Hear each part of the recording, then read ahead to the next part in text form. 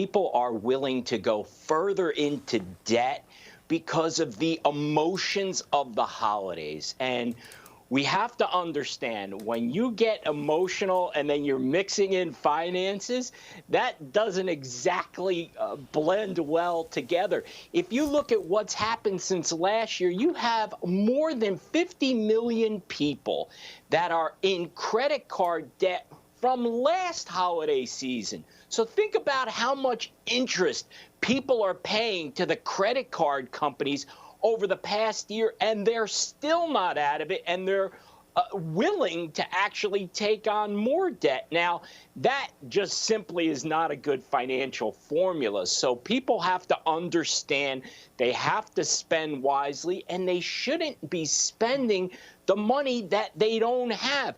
And credit cards are the real danger. People have to put themselves on a budget to begin with, and to ensure they stay on that budget, don't use credit cards. Use a debit card instead, or use cash. That way you force yourself to only spend what you have and not go overboard for the holiday season. Yeah, you know, when you were talking about emotions, I remember some great advice that I got many, many years ago, which was never develop an emotional connection to an inanimate objects. That the reason for the season, it's not the things, it's the people. But nonetheless, we still do. We want to indulge our people. People are going to find themselves in debt. So when it comes to sort of knocking down that debt, how do you prioritize paying it off?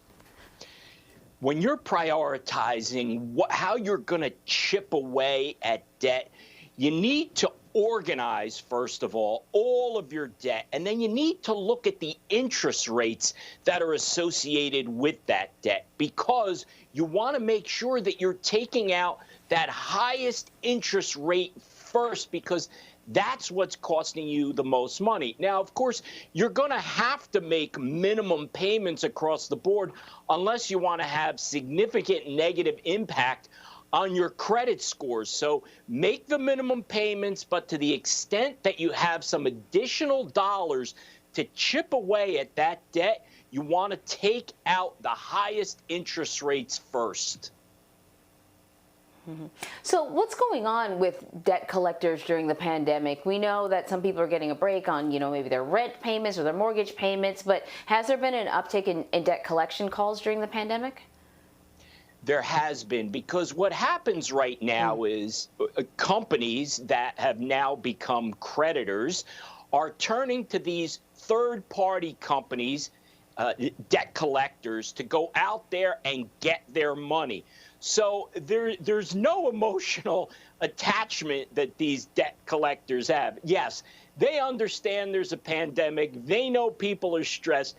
They know what's happening in the world, but that's of no mind, because they get paid based upon who they can collect from. So they are highly incentivized to go out and collect as much money as they possibly can. Yeah, it's good that you said there's no emotional connection. Like, it's not a personal thing. Don't let them get your blood pressure all up and high and everything. They're just doing a job. But that in mind, there are some restrictions. I mean, debt collectors just can't be reckless. They can't harass you. So when it comes to debt collectors, knowing your rights is really important. What should viewers keep in mind? Well, first keep in mind that they cannot harass you. They can't threaten you. You could get these calls sometimes and say, or a message that's left and say, well, if you don't pay, you're going to be arrested, you're going to jail. All these real threats. They can't do that, first of all. Next, they are not permitted to call you anytime. They only can call you between 8 a.m. and 9 p.m., and they are not permitted to call you at work. So there are boundaries around what they can do. And in addition, they're also required to provide you with a callback number. So you want to make sure you actually understand who you're talking to. So let me get back to you. Where can I reach you? Oh, I love that. And then you can talk to them a little bit on your own terms when you're ready.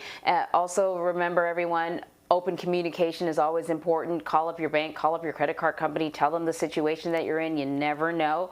They may negotiate with you. Dan Geltrude, great advice. Thank you very much. Thank you.